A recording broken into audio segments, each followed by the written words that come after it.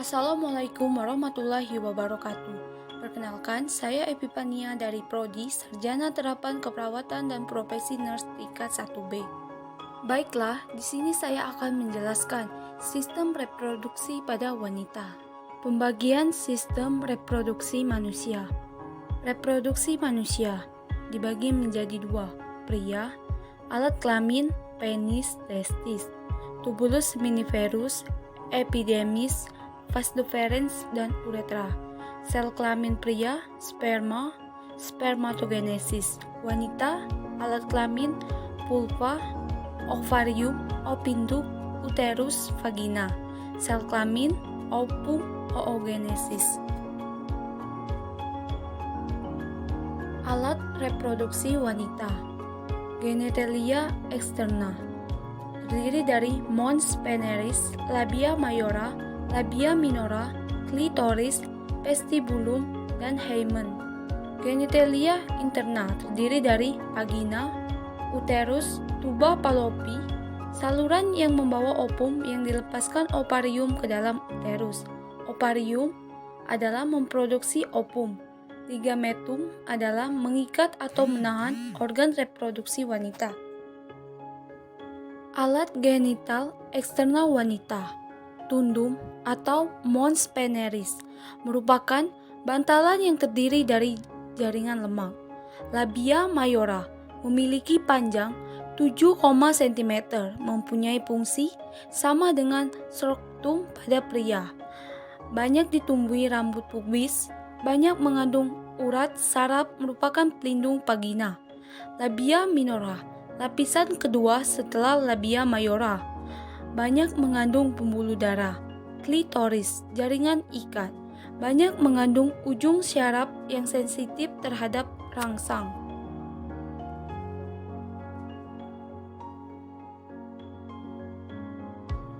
Vestibulum atau serambi, rongga yang berada di antara labia mayora, memiliki muara. Introitus vagina atau liang segama. Uretra, kelenjar Bartolini, kelenjar Skene, mengeluarkan sekret berupa mukus pada saat coitus sebagai pelumas. Perineum atau kerampang, terletak di antara vulva dan anus, panjangnya kurang lebih 4 cm. Hymen atau selaput darah, lapisan tipis yang menutupi sebagian besar liang senggama. Di tengahnya berlubang supaya kotoran menstruasi dapat mengalir keluar. Bentuknya terdiri dari 4 tipe. Yang pertama, cribiformis atau ringki. Banyak dijumpai di Asia termasuk Indonesia. Mempunyai pori-pori seperti saringan kelapa. Yang kedua, semilunaris, sifatnya elastis. Yang ketiga, septalis, sifatnya sangat elastis. Dan yang keempat itu, imperprota, justru tidak mempunyai pori-pori sehingga darah haid tidak pernah keluar dan mengumpul mulai di vagina, rahim sampai saluran telur. Dipecahkan atau dirobek sehingga darah haid keluar. Hymen tertutup disebut hymen ocolofisium.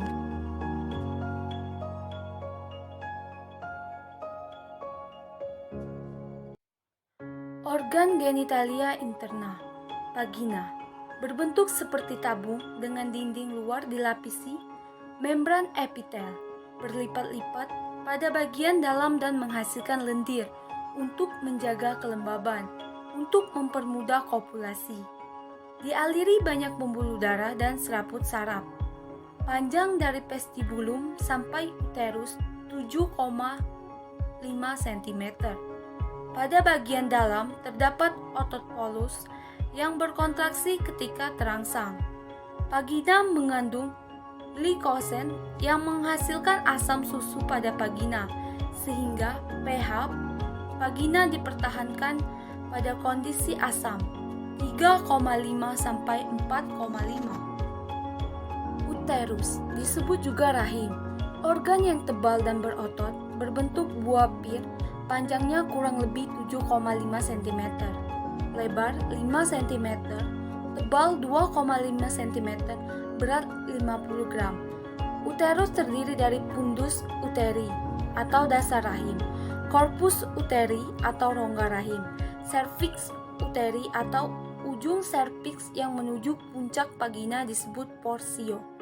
Rahim terdiri dari 3 lapis, yaitu perimetrium lapisan luar yang tersusun oleh jaringan ikat atau ligamentum yang menguatkan uterus, myometrium lapisan tengah yang mengandung otot-otot untuk kontraksi dinding rahim, endometrium atau epitel kelenjar jaringan dan pembuluh darah, lapisan dalam yang mempunyai arti penting dalam siklus haid, mengalami penebalan saat pada kehamilan yang mengandung nutrisi untuk persiapan perkembangan janin.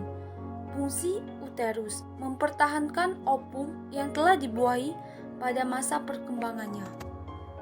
Opinduk atau tuba Fallopi.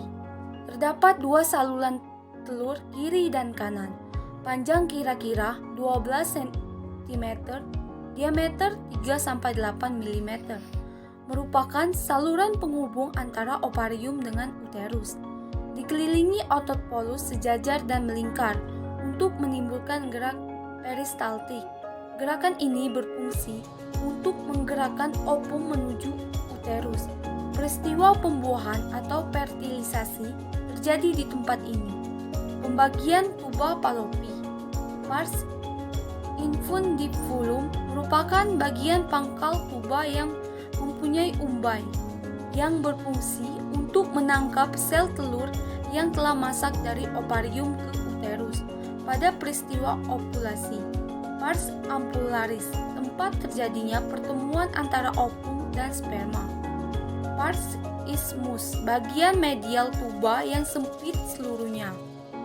Pars interstitialis, bagian yang terdapat di dinding uterus.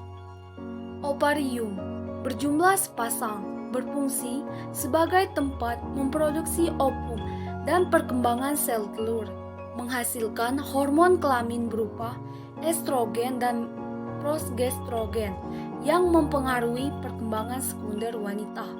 Di dalam ovarium terdapat jaringan bulbus dan jaringan tubulus yang menghasilkan telur. Beratnya 5-6 gram. Di dalam ovarium juga terdapat bakal telur atau oogonium yang sudah jenuh pada saat bayi wanita dilahirkan. Jumlah antara 100-450. Terdapat banyak folikel. Folikel menghasilkan hormon estrogen, sedangkan hormon progestrogen dihasilkan oleh corpus luteum, yaitu folikel yang telah pecah.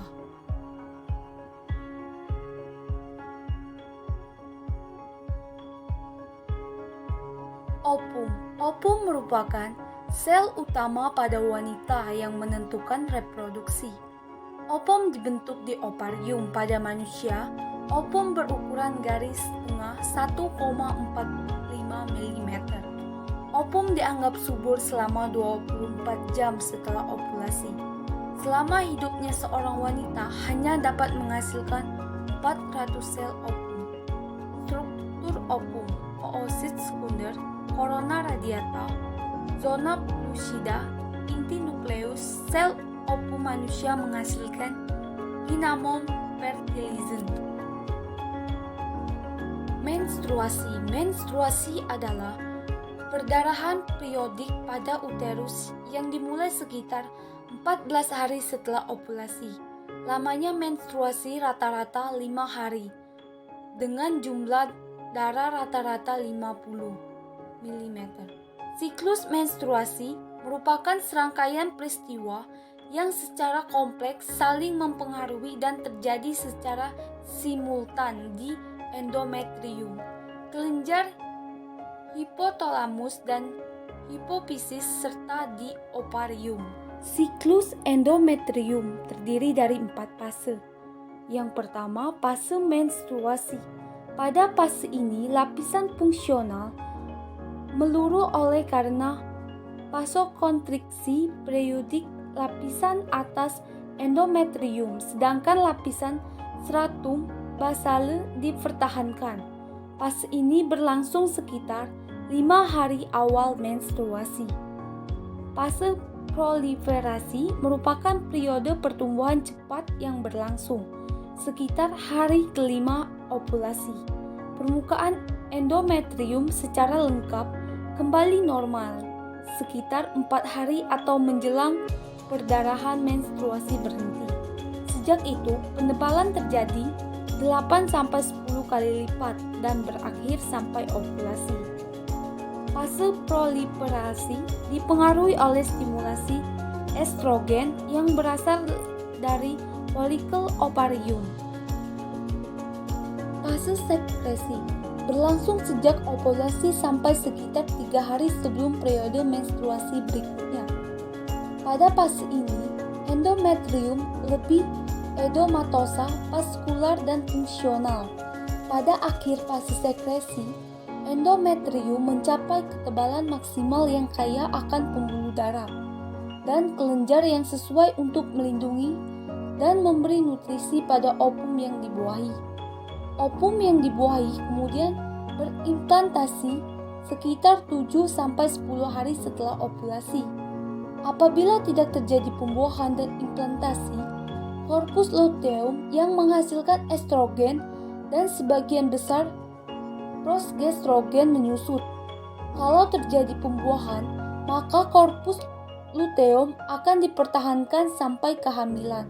Bulan keempat, kemudian fungsinya diganti oleh plasenta.